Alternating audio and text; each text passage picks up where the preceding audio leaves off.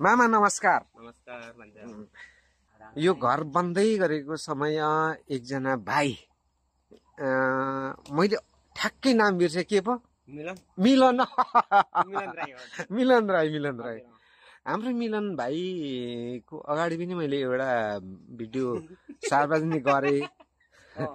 हिजो अस्ति मतलब 3 दिन अगाडि मात्रै पनि एउटा सार्वजनिक गरे। पार्ट 2 मैले सार्वजनिक गरे। मिलन भाइ कस्तो मान्छे हो मामा, तपाईले त नजिकबाट बुझ्नु भएको छ, बताइदिनुहोस् न। अब मिलन भाइ कस्तो भन्दाखेरि अब कस्तो हुनु त्यस्तो साइको भन्दाखेरि त्यो पनि होइन। त्यस्तो उहाँ त्यो भाइको छ्याङ्गे अब हामी जतिको त्यस्तो प्रष्ट भएको उहाँको दिमाग चाहिँ त्यस्तो चाहिँ अब छैन भनौँ न। त्यो पनि होइन, प्रष्ट पनि होइन, त्यो पनि होइन, त्यो लट्टिएको पनि होइन। अब कस्तो भनेर सामान्य पनि अब उसलाई के भन्नु, अब कसरी बुझ्नु भने अब सामान्य भन्दा पनि त अब अति नै सामान्य छ फेरि होइन। अब यतिको त्यो सार्वजनिक गरेको त्यो भिडियोहरू यसो सुन्दाखेरि चाहिँ साँच्चैलाई त्यो भाइ बिचारै रहेछ जस्तो लाग्यो। अलिक अति सिधा भन्दा पनि झन् त्योले त के जनायो भने मलाई चाहिँ कस्तो बुझ्यो भने म चाहिँ साँच्चै लाटो पो हो कि जस्तो क्या, त्यस्तो महसुस लाग्यो मलाई चाहिँ। तर मामा त्यो लाटो हुँदै गर्दा सिधा सोझो अति सिधा र अति लाटो हुँदै गर्दा पनि त्यो भाइको भिडियोहरूमा मैले देखे अनुसार यो माग भगवान प्रतिको कुराहरू पनि उसले बोलिरहेको छ नि त्यो भिडियोमा। त्यसप्रति चाहिँ तपाईको कस्तो खालको सोच बन्यो मामा? भन्दाखेरि मेरो देउताले छुनुभयो मलाई, मेरो बा आमा आउनुभयो, बाले भन्नुभयो। मागको कुरा चाहिँ कस्तो भने यस्तो हो, मैले बुझे अनुसार चाहिँ अब पहिला उसको बाजे बडाउ पनि धामी जाग्री नै हो। त्यहाँलाई त्यो घर परिवारबाट अझै पनि धामी जाग्री एकजना निक्लिन्थ्यो भन्ने कुरो पनि थियो र ऊ चाहिँ धामी जाग्रीको पासमै हिँडिरहेको थियो। ढोले काम गरेर हिँड्थ्यो। त्यो हुनाले अब ऊ मान्छे त्यसै पनि अलिक फुर्के टाइपको मान्छे पनि, अलिकति जोसिलो। अनि त्यो हुनाले मैले के गरिदिँदा अब त्यो कसैले चाहिँ के अब मैले गरिदिएँ भने जाति हुन्छ भन्ने खालको उसको बुझाइ त्यस्तो पनि थियो, सोच त्यो खालको छ। हजुर, त्यो हुनाले अब कसै मान्छे चाहिँ लु मलाई अब केही भयो, मलाई साह्रो गाह्रो यस्तो भयो, से लाग्यो यस्तो छ के गर्दैन भन्दाखेरि फुप्पाक यसो गर्ने र कसैको चाहिँ साँच्चै त्यो हात मिल्ने नै या कस्तो ठ्याक्कै जाति पनि हुन्थ्यो। ए निको पनि हुन्थ्यो, निको पनि हुन्थ्यो। उसले त्यो हेने मेने गरेपछि त्यो हुनाले उसले त्यो अब मागको कुराहरू चाहिँ त्यही भएर निकालेको होला भन्ने मैले चाहिँ त्यसरी बुझेँ। त्यो भाइ कस्तो व्यक्ति हो मामा? त्यो जाँड रक्सी खाएर मातेर जेसुकै बोल्दै हिँड्ने मान्छे हो कि कस्तो मान्छे हो मामा? ए होइन, त्यस्तो जाँड रक्सी खाएर मात्दै हिँड्ने मान्छे पनि होइन। त्यो अब ऊ नखाँदा पनि उही बोल्ने, खाँदा पनि त्यो मान्छे अब जो कोहीसँग अब त्यो डराएर हिँड्ने मान्छे पनि होइन। र भोलि केही पो होला कि मैले यस्तो बोल्दा भन्ने कुरोमा पनि उसलाई त्यस्तो पछुता पनि हुँदैन। त्यो भाइको पारिवारिक अवस्था कस्तो मामा? अब पारिवारिक भन्नाले श्रीमतीसँग सम्बन्ध, छोराछोरी, वैवाहिक जिन्दगी या त के कस्तो खालको मान्छे हो त्यो भाइ? अब जस जग्गा जमिन पनि उसको नाममा छ भनेपछि ऊ सामान्य नै भन्नु पर्ला, त्यस्तो नजिक पनि छैन। तर अहिले चाहिँ उसको एउटा छोरा छ, उसको पहिलाको श्रीमती पनि छैन, अहिले एक्लै नै बसिरहेछ। ए श्रीमती चाहिँ के मरेको पहिला गएको, खोइ कता फच्चा गयो भन्ने कुरो चाहिँ सुनियो होइन। ए जे साथमा छैन, छोरा छोरी छ, छोरा एउटा छ। छोरा त्यतै झापातिरै कता दिदीकोतिर राखेर पढाउँदै होला छोरा चाहिँ। जस मान्छे पनि मेहनती नै हो, तर उसलाई साथ दिने मान्छे पनि भएन। तर पहिलाको बिहे गरेको पनि अब बुढाबुढीको खोइ कसो के यसो सामान्य झगडा डिस्कस के भयो होला, त्यतिकै छोड्यो। यो हिसाबले नि मामा एउटा छोरा मान्छे एउटा श्रीमतीबाट बिछुडिएको पीडाले मानसिक सन्तुलन अलिकति केही न केही डिस्टर्ब भएर यो अवस्थामा पुगेको हो कि?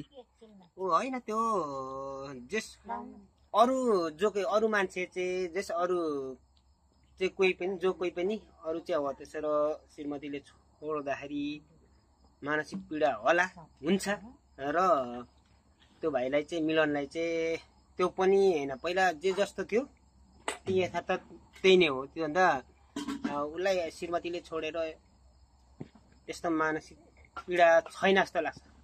भए पनि भयो नभए पनि भयो भन्ने जस्तो म चाहिँ बुझ्छु। एउटा बिन्दास जिन्दगी जिउँदैछ।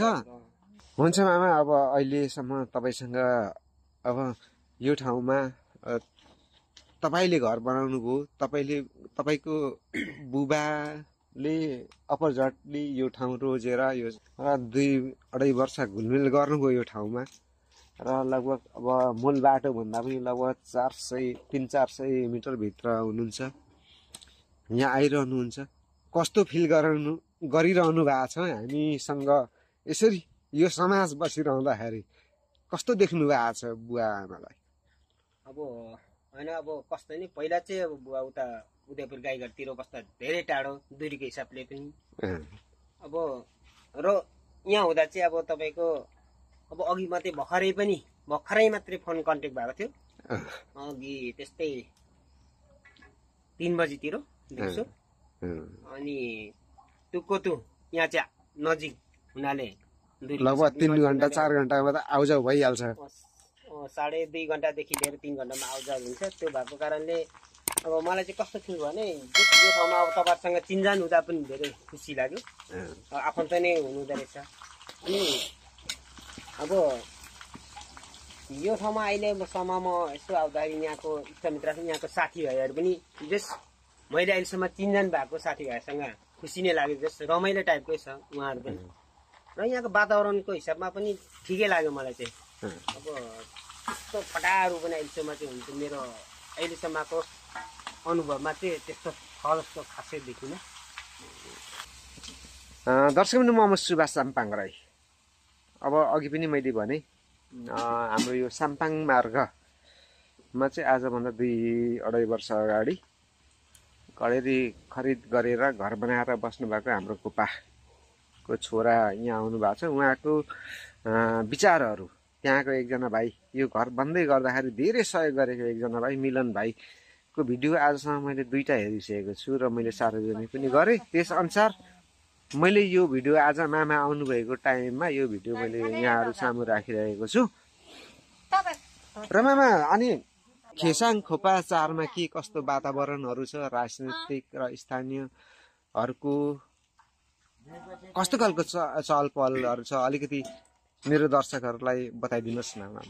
अहिले हाम्रो 5 थर मिक्लाजुङ गाउँपालिका 4 साबिक पनि 4 मा चाहिँ कस्तो छ भने जस अहिले जुनसुकै त्यो पार्टी भन्ने कुरा अब सबै अहिले हाम्रो चाहिँ युवकहरूले सबै पार्टी जति चाहिँ एमाले काङ्ग्रेस माओवादी सबै त्यागेर अहिले चाहिँ श्रम संस्कृति भन्ने तिर चाहिँ साथीहरूले त्यो जाति रहेछ त्यो ठिक रहेछ भन्ने तरिकाले साथीहरूले बुझेछ र अहिले पार्टीको हिसाबमा चाहिँ त्यतातिर उनीहरू आउट भएको छ। त्यो मामा रविदेखि पश्चिम हाम्रो खेसाङखोपा 4 नम्बर क्षेत्रतिर जाने बाटोमा एउटा पुल रहेछ नि, के पो त्यो पुलको नाम अहिले मैले ठ्याक्क बिर्सेँ। त्यो नुवाखोलामा रहेको पुल खास पुल चाहिँ नुवाखोला भनेर पहिला चाहिँ भनिन्थ्यो, तर अहिले भाइरलमा चाहिँ के आयो भने नागढुङ्गा पुल भन्ने कुरो आइरहेछ। त्यो नागढुङ्गा पुल भन्दा अलिकति दक्षिणपट्टि एउटा ठुलो ढुङ्गामा नागको चित्र पनि छ नि मामा, त्यो पहिलादेखि थियो कि भर्खरै? त्यो चाहिँ यस्तो हो, त्यो नागढुङ्गा भन्ने चाहिँ कस्तो हो भने ठ्याक्कै नेचुरल नै नागढुङ्गा चाहिँ थियो।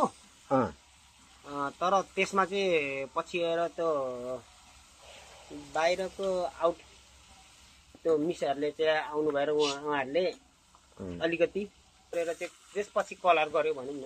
कलर चाहिँ पछि गर्यो, आकृति पहिला देख्यो कसैले। त्यो नेचुरली हुँदाखेरि त ठिकै थियो लाग्छ, तर अहिले अब त्यो अलिक कोरेको हुनाले झनै सेम टु सेम कोर्नु चाहिँ कोरेको छ, डिजाइन चाहिँ ठिकै नै निकालेको छ, नेचुरल जस्तो चाहिँ नहुँदो रहेछ जस्तो लाग्यो।